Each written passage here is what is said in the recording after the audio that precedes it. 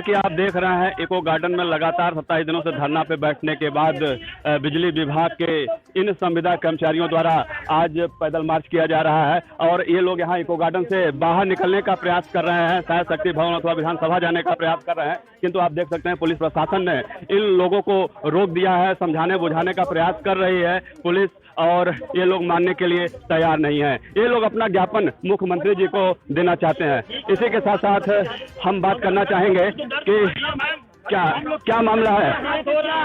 अरे कम से कम ये तो सोचिए हम लोग किस किस परेशानियों से बीत रहे हैं, हम लोगों के ऊपर कितनी समस्याएं हो रही हैं। भाई 8,000 9,000 में किसी का घर चलता नहीं है, ये जुबलियन हम लोग चला रहे हैं और सरकार की व्यवस्था ये ठीक नहीं है। आप लोग 27 दिन से यहाँ पे लगातार बैठे हुए हैं, अनशन दे रहे हैं, धरना दे रहे हैं, और आज ये अचानक जुलूस की शक्ल देकर आप लोग कहाँ जा रहे हैं? रोज रोज दुर्घटनाएं हो रही हैं। कोई खंभे पर चढ़ करके जल रहा है, छटपटा रहा है, किसी का हाथ कट रहा है, कोई खंभे से गिर के मर रहा है, उपचार कराने वाला भी कोई नहीं है। आखिर हम लोग कितने दिन तक गांधीवाद तरीके से अपना आंदोलन करें? फिलहाल प्रशासन हमेशा आप लोग को सहयोग कर रही है, यहाँ समझाने बुझाने का प्रयास कर रही है प्रशासन, पुलिस के लोग यहाँ पे, यहाँ मैम भी देखिए आप खड़े हैं, प्रशासन के लोग आपको समझाने का कर रहे हैं प्रयास कि संवैधानिक ढंग से आप मांग पत्र दीजिए, निश्चित तौर पर सुनवाई होगी। मांग पत्र बहुत दिया गया, प्रशासन सहयोग कर रहा है, ये बात बिल्कुल सही है, लेकिन प्रशासन को हमारा काम नहीं करना है ना। जिसको हमारा काम करना है वो तो सुने। आखिर में बात होती है, क्या लोग बात करते हैं। इतने दिनों से हम लोग बैठे हैं, तमाम ज्ञापन गया, तमाम बातें हुई, क्या फायदा यहाँ बैठे रहने से। सरकार आप लोग ज्ञापन देने कहाँ जा रहे हैं? हम लोग जा रहे हैं, विधानसभा जाएंगे।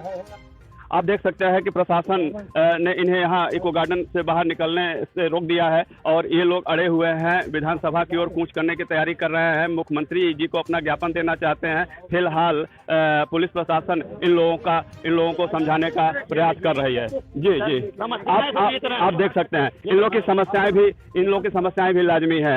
ये लोग ये संविदा कर्मचारी हैं, आप इनका हाथ देख सकते हैं। ये लोग विद्युत स्पर्शाघात से अपंग हो चुके हैं, ये लोग विद्युत घास से अपंग हो चुके हैं और किसी के हाथ कट गए हैं, किसी के पैर कट गए हैं।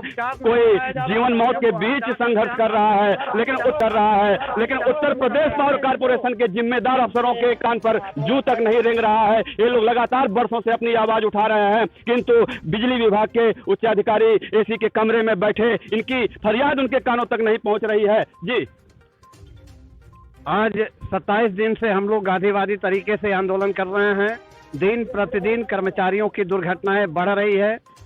पावर कॉर्पोरेशन हम लोगों के साथ सौतेला व्यवहार कर रहा है। लेबर का अनुबंध करा करके 440 वोल्ट की चलती लाइनों पर काम कराता है, 11,000 वोल्ट की लाइनों पर काम कराता है, 33,000 वोल्ट के लाइनों, स्विच गियरों और ब्रेकरों पर कार्य कराता है। इस प्रकार का खतरे का कार्य करते हुए जो ये अनुबंध किया जा रहा है पावर कॉर्पोरेशन द्वारा, वर्ष 2000 से ये अनुबंध गलत किया जा रहा है। यहीं पर सैनिक कल्याण निगम से तैनात कर्मचारियों का 24,000 का अनुबंध किया जाता है, जबकि हम लोगों का 11,000 का अनुबंध किया जाता है। दोनों कर्मचारी आउटसोर्स के हैं और दोनों कर्मचारियों का कार्य एक ही है, तो एक का अनुबंध 11,000 का और दूसरे का अनुबंध 24,000 का, ये कहाँ का न्याय संगत है। इसलिए हम लोग आंदोलन कर रहे हैं कि हम लोगों को सुरक्षा उपकरण दिया जाए, हम लोगों के वर्ग के हिसाब से कार्य लिया जाए, हम लोगों की मौतों पर रोक लगाई जाए और कम से कम इतनी मजदूरी दे दी जाए कि हम लोग अपने परिवार का भरण पोषण कर सके, अपने बच्चों की शिक्षा दीक्षा दे सके। लेकिन आज के समय में कोई सुनने वाला नहीं है। हम लोगों ने तमाम प्रयास किया, तब जाकर के आज कर्मचारियों के मन में ये बात आई कि यदि हम रोज मर ही रहे हैं तो क्यों न चले माननीय महामहिम जी के यहाँ या विधानसभा चल करके अपनी पीड़ा को सुनाएं। यदि पहुंच गए तो ठीक है, नहीं बीच रास्ते में ही रह गए तो मान करके चलेंगे कि खंभे पर काम करते समय हम लोग खत्म हो गए। ये हम लोगों की पीड़ा है जो आज कोई सुनने वाला नहीं है। 6700 रुपये में यदि 2 बच्चे हों, उनको पढ़ाना हो तो 6700 रुपये में उनकी फीस भी पूरी नहीं होगी। परिवार चलाना और बच्चों को पढ़ाना तो दूर की बात है। ऐसे कंडीशन में हम लोगों की बातों को सुना नहीं जा रहा है, इसलिए हम लोग विधानसभा जाएंगे, महामहिम के यहाँ जाएंगे और अपनी बात को उनके पास रखेंगे कि यदि हम लोगों की बातें न्याय संगत है तब तो माना जाए, और नहीं साफ तौर से कह दिया जाए कि आप लोगों की मांग न्याय संगत नहीं है, आप लोगों द्वारा जो है लड़ाई लड़ी जा रही है ये लड़ाई गलत है, आप लोग इसको नहीं लड़ सकते हैं। इसलिए माना जाए, और नहीं साफ तौर से कह दिया जाए कि आप लोगों की मांग न्याय संगत नहीं है, आप लोगों द्वारा जो है लड़ाई लड़ी जा रही है ये लड़ाई गलत है, आप लोग इसको नहीं लड़ सकते हैं। इसलिए हम लोगों ने आज ये मन बनाया कि क्यों ना हम लोग महामहिम के यहाँ चलें, क्यों ना हम लोग माननीय मुख्यमंत्री जी के यहाँ चलें और अपनी पीड़ा को उनसे सुनाए, जिसके वजह से आज हम लोग विधानसभा के लिए निकल रहे थे। बिल्कुल, प्रशासन ने आप लोगों को यहाँ पे रोक लिया है, आप आगे आइए। आप देख सकते हैं ये विद्युत स्पर्शाघात से विकलांग हो चुके हैं, ये चंद पैसों में अपनी जान हथेली पे रखकर खंभों पर ये लोग काम करते हैं, किंतु ठेकेदारों की मनमानी के चलते ऊपर 11,000 वोल्ट की सप्लाई में करंट दौड़ जाता है, ये लोग तार से चिपक जाते हैं। क्या नाम है आपका? नहीं लाल।